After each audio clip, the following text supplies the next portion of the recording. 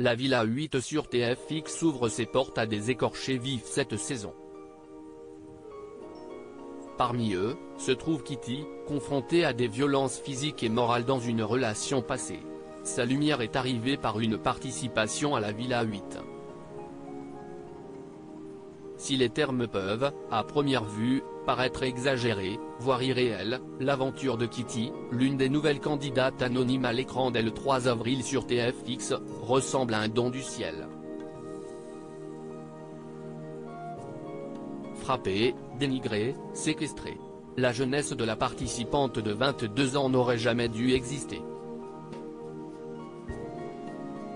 Je suis abîmé en amour, sa problématique euphémique cache une jeune femme, à peine majeure et pourtant déjà démolie par la vie. Pour Télé Loisirs, la cœur brisée a accepté de revenir sur ce qui a fait, que plus que quiconque, elle avait besoin de Lucie Mariotti. Kitty, candidate de la Villa 8, ma première relation était violente. Télé Loisirs, qu'entendez-vous par je suis abîmé en amour? Kitty, j'ai énormément de mal à savoir si on m'aime ou pas. J'ai beaucoup été dénigré dans mes relations, ce qui a créé une certaine peur de l'amour. Mes relations étaient très compliquées et ont affecté la façon dont je peux aimer quelqu'un. Comment se matérialisait le dénigrement dont vous étiez victime? Ma première relation était violente dans tous les sens du terme. J'étais dénigré au niveau de mon travail, de ma personnalité et de ma façon de m'habiller. Toute ma personne était constamment remise en question. Dans ma deuxième relation, la personne ne me montrait pas d'intérêt. Ces actes, vous les avez gardés sous silence? Je n'avais que 16-17 ans, je subissais ça seul. C'était compliqué d'exposer ça à des personnes de ma famille ou essayer de trouver de l'aide. Je m'étais mise seule dans des problèmes, donc je voulais m'en sortir seule. J'en ai parlé par la suite. Mes proches m'ont aidé à comprendre que la situation dans laquelle j'étais n'était pas normale. Ils m'ont très bien entouré. Kitty, la Villa 8, j'ai compris que cette personne était toxique. Comment s'est terminée votre première relation? Un jour, j'ai décidé que c'était trop et que je devais penser à mon bonheur avant tout. C'était compliqué parce qu'il me harcelait en m'appelant en numéro masqué. Je savais que les 30 appels que je recevais par jour venaient de lui, tout comme les messages sur les réseaux sociaux des nouveaux comptes qui m'ajoutaient. Quand je me suis mise avec mon deuxième petit ami, il l'a appelé et lui a ordonné d'arrêter. Comment avez-vous le déclic pour dire stop? Je grandissais, j'allais avoir 18 ans et ne pouvais pas sortir avec mes copines comme je le voulais. J'avais soif d'indépendance. De me dire que je restais avec quelqu'un qui m'empêche de vivre ma jeunesse et de passer du temps avec mes amis était devenu impossible. Je voyais aussi que je m'éloignais de ma famille. J'ai compris que cette personne était toxique. Pour quelle raison avez-vous voulu intégrer la Villa 8?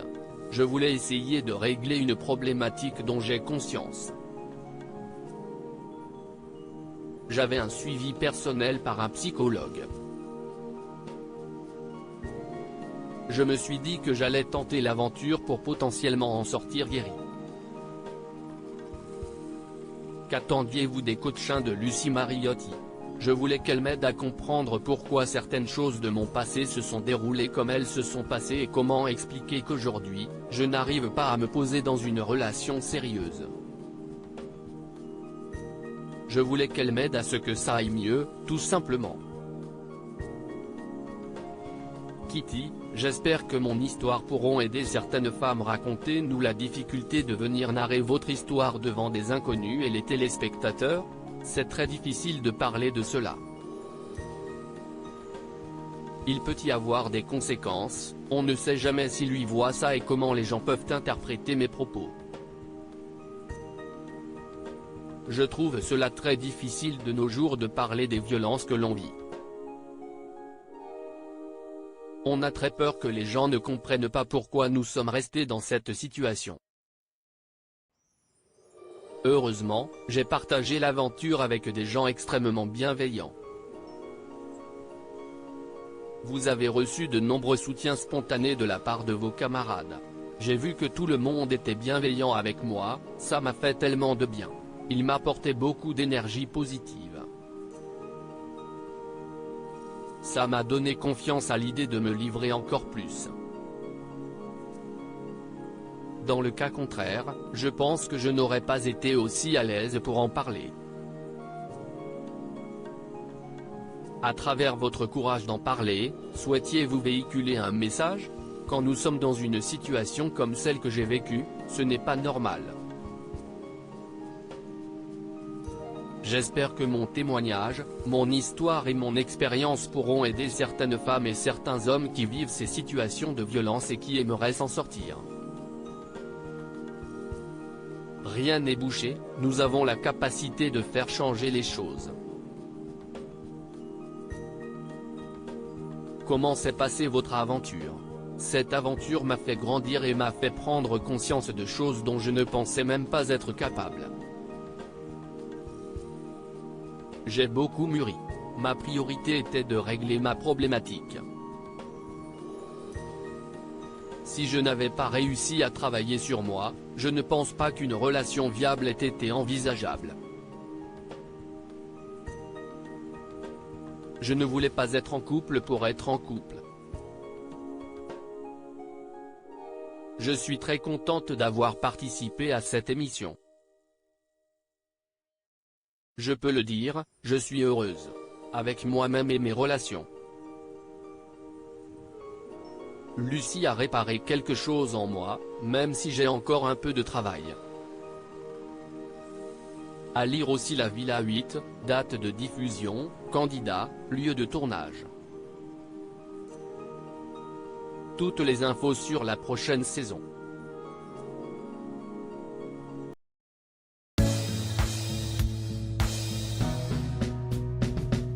But there's all times through the rough times I think